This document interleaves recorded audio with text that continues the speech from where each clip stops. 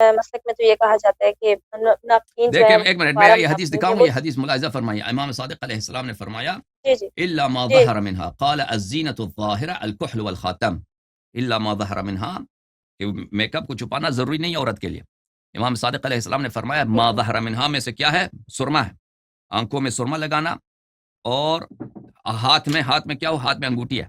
اس کا چھپانا ضروری نہیں ہے. ٹھیک ہے نا.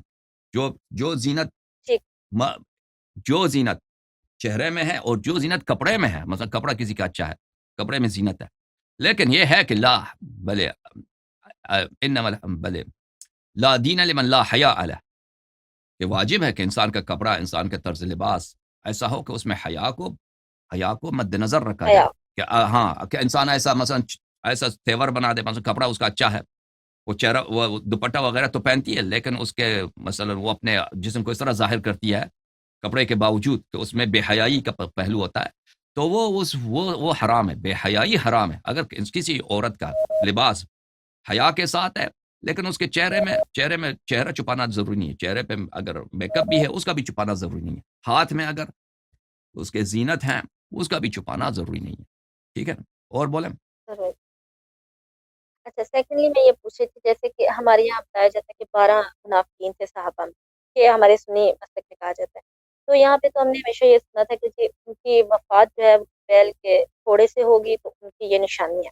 لیکن ریسنٹلی ہمارے جو اپنے فیملی میں میرے چچا ہیں انہوں نے شیعہ مسلک کو فالو کرنا اسٹارٹ کیا، تو انہوں نے یہ بات کہی کہ وہ اس طرح سے بتایا جاتا ہے کہ ان کی یہ نشانی بتائی گئی کہ وہ رسول اکرم صلی اللہ علیہ وسلم کے جنازے میں شریک نہیں ہوں.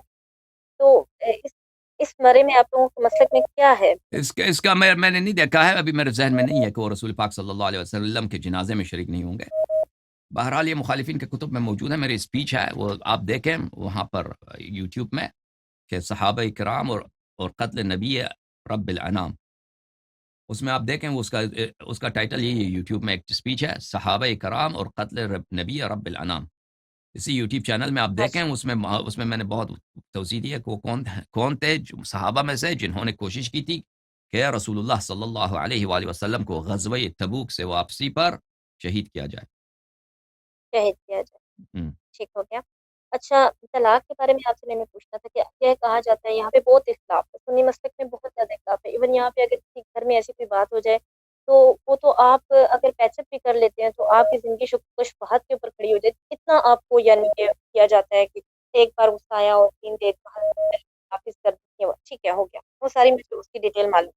لیکن جب حضرت علی رضی اللہ عنہ کی جب خلافت اسٹارٹ ہوئی تھی، اگر یہ جو طریقہ ہے غلط تھا کہ وہ 3 کو 3 نافذ کر دیتے تھے، تو اب جب حکمیت ان کے پاس آ گئی تھی تو انہوں نے پھر اس کو واپس مطلب ایک میں کنورٹ کیوں نہیں کیا تھا؟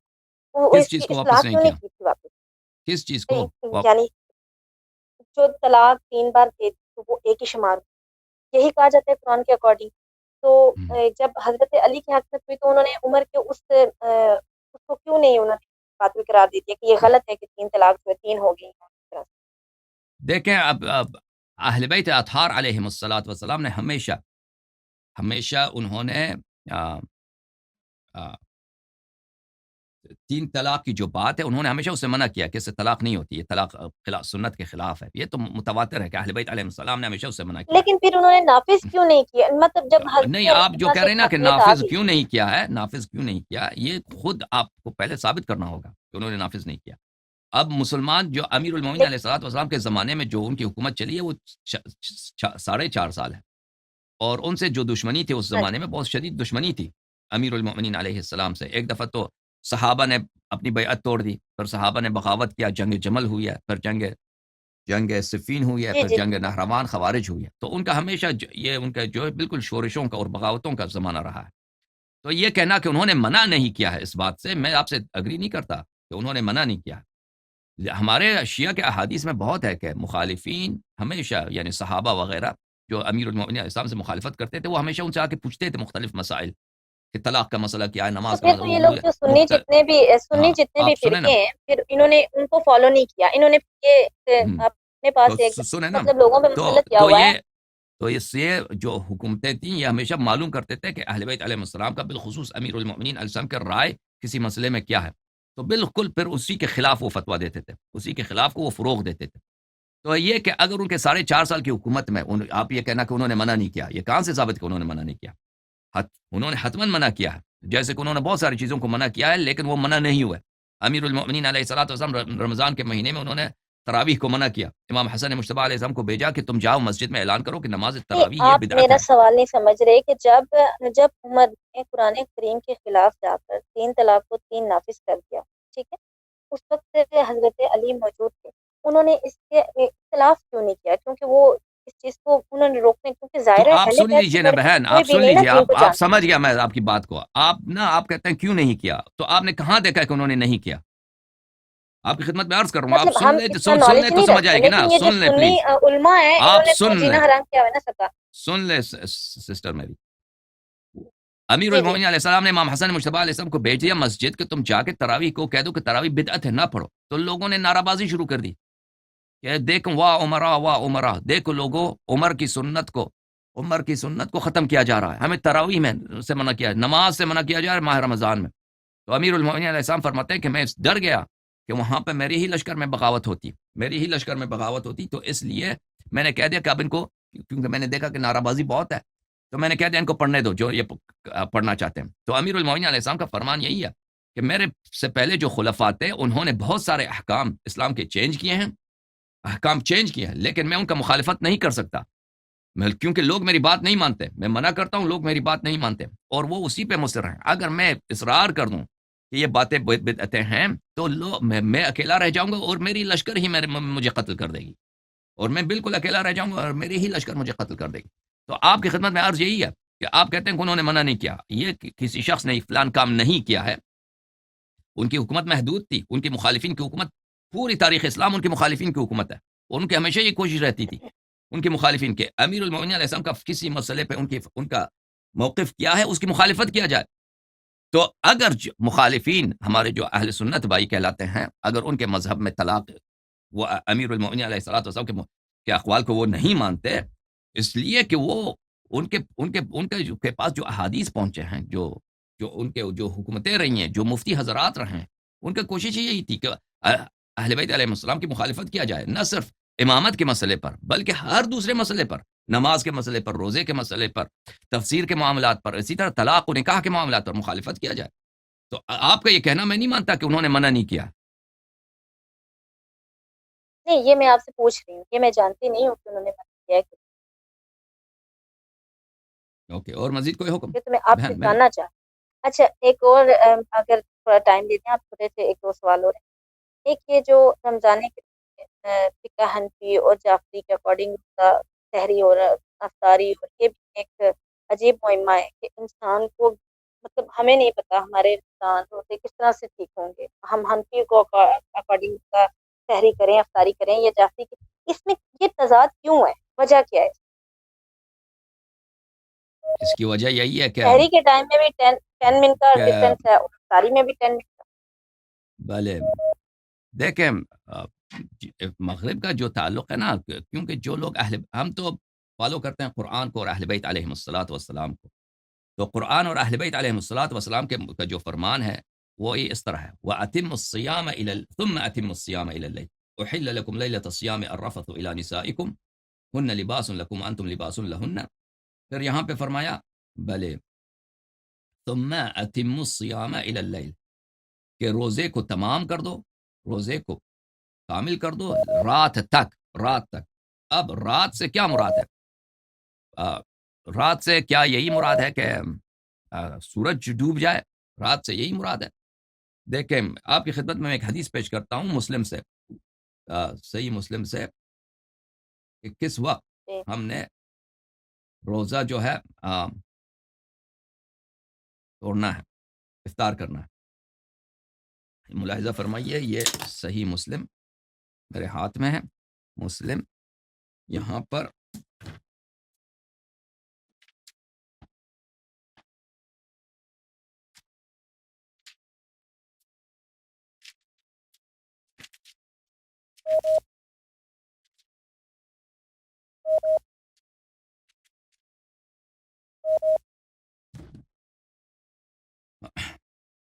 صحیح مسلم چھاپ دار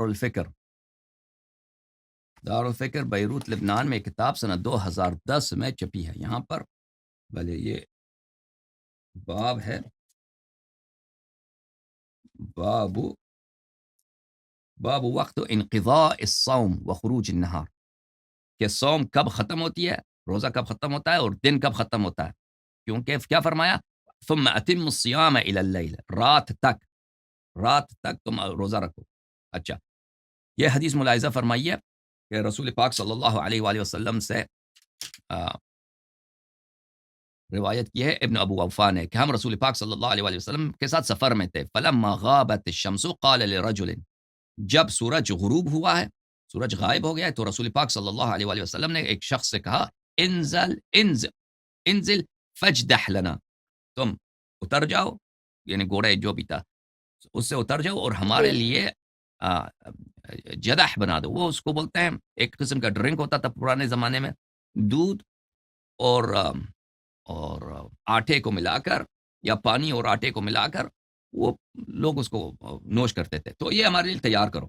اچھا، فقال یا رسول اللہ لو امسیت، اس شخص نے کہا یا رسول اللہ ٹھہر جائے، بھی رات ہو جائے. پھر رسول پاک صلی اللہ علیہ وسلم نے دوبارہ فرمایا کہ تم گھوڑے سے اتر جاؤ یا سواری سے اتر جاؤ، جا کے یہ کام کر دو، یہ جو خوراک ہے یہ ہمارے لیے تیار کرو. اچھا، ہاں. قال ان علینا نہارا، بلے رسول پاک صلی اللہ علیہ وسلم نے فرمایا کہ ہم پہ دن کا روزہ واجب ہے. اچھا، یا یہ شاید رسول پاک صلی اللہ علیہ وسلم کا قول نہیں ہے، اس شخص نے کہا کہ ابھی تو دن ہے. بس وہ شخص اتر گیا، فنزل فجدح له فشرب، تو اس شخص نے وہ ڈرنک بنا دیا، رسول پاک صلی اللہ علیہ وسلم کے پاس لے کے آیا.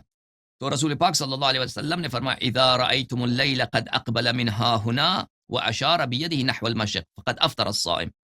انہوں نے فرمایا کہ جب تم دیکھو کہ رات مشرق کی طرف سے آ رہی ہے، تو اس وقت افطار کا وقت ہوتا ہے. ٹھیک ہے نا. اور یہ روایت بخاری میں بھی موجود ہے کہ رات مشرق کی طرف سے آ رہی ہو. تو صرف غروب دیکھیں، اس میں تھوڑا سا فاصلہ ہوتا ہے کہ رات کی علامت مشرق کی طرف سے آ جائے، کیونکہ جب سورج غروب ہوتا ہے، سورج چھپ جاتا ہے، تو ابھی آپ اوپر آسمان کی طرف دیکھیں، آسمان روشن ہوتا ہے، آسمان بالکل روشن ہوتا ہے. لیکن اگر کچھ دیر ٹھہر جائیں تو مشرق کی طرف سے ایک تاریکی کا پردہ جیسا ہوتا ہے، وہ اوپر آتا جاتا ہے. تو وہ اس کو عرب لوگ بولتے ہیں حمرہ مشرقیہ، یعنی ایسٹ کی طرف ریڈنس. اس کا جو ہے میں آپ کی خدمت میں دکھاؤں، وہ اہل بیت علیہ السلام کے احادیث میں بہت ہے ہمارے کتب میں، کہ جب تم دیکھو کہ سورج غروب ہو چکا ہے اور مشرق کی طرف سے جب سورج جو ہی غروب ہوتا ہے تو مشرق کی طرف لال رنگ نظر آتا ہے، آسمان افق جو ہے لال رنگ کی ہوتی ہے، اور وہ لال رنگ آہستہ آہستہ اوپر آتا ہے، یعنی اس میں ٹائم بھی زیادہ نہیں لگتا، کچھ منٹ ہی لگتے ہیں، اوپر آنا شروع ہو جاتا ہے. جب بالکل انسان کی سر کے اوپر پہنچے تو اہل بیت علیہ السلام کا فرمان یہی ہے، تو اس وقت افطار کیا کرو. جو ہمارے جو مسلمان بھائی ہیں اہل قبلہ، وہ کیا کرتے ہیں، جو ہی سورج غروب ہوتا ہے وہ افطار کرتے ہیں.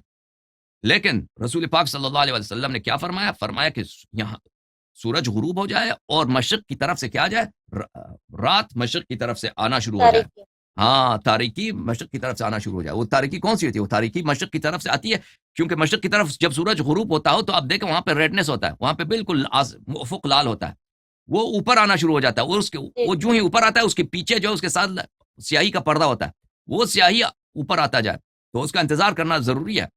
تو لیکن ہمارے مسلمان بھائی جو حنفی لوگ ہیں وہ نہیں کرتے اس بات کا انتظار، فوراً وہ سورج کے غروب ہونے کے ساتھ وہ کیا کرتے ہیں، افطار کرتے ہیں. تو یہ سنت کے خلاف ہے. یہ بخاری میں بھی ہے یہ روایت، ملاحظہ فرمائیں کتاب بخاری شاب دار احیاء التراث، یہاں پہ باب الصوم فی السفر والافطار، بلی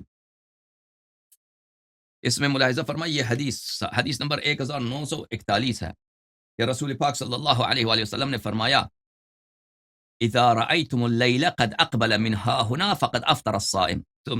تم جب دیکھو کہ اس طرف سے رات آ رہی ہے. رات کہاں کس طرف سے آتی ہے؟ مشرق کی طرف سے آتی ہے. مسلم کے حدیث میں آپ نے دیکھا کہ مشرق کی طرف، لفظ مشرق مصرح ہے، اس میں تصریح ہے. جب دیکھو کہ مشرق کی طرف سے رات آ رہی ہے تو وہ افطار کا وقت ہے، اور ہم شیعہ اسی وقت افطار کرتے ہیں، غروب کے ساتھ، سن سیٹ کے ساتھ ہم افطار نہیں کرتے.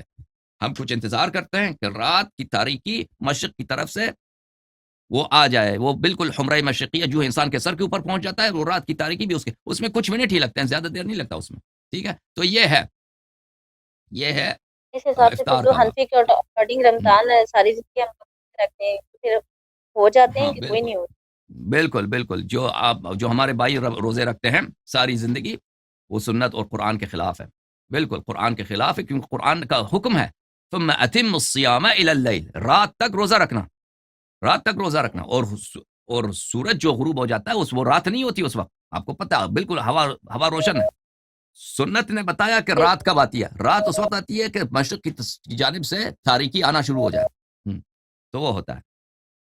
ٹھیک ہے میری بہن. اچھا ایک اور بس چھوٹا سا سوال ہے کہ ایک نمازیں جمع کرنے کا کیا حکم ہے آپ جیسے یہ کہا جاتا ہے کہ کیا لوگوں دیکھیں کا نماز احساس نہیں جمعہ، یہ اس کرتے کے متعلق انشاءاللہ تبارک و تعالیٰ ہم کبھی لیکچر دیں گے. ٹھیک ہے نا، اس کا انتظار کریں، کچھ تفصیل ہے اس بتا دیں گے. اس کئی لوگوں نے پوچھا ہے ہم سے، وہاں اس کے لیے لیکچر کی ضرورت ہے، ابھی ٹھیک ہے مختصر انداز میں بیان نہیں کر سکتے. ٹھیک ہے، تھینک یو بہن.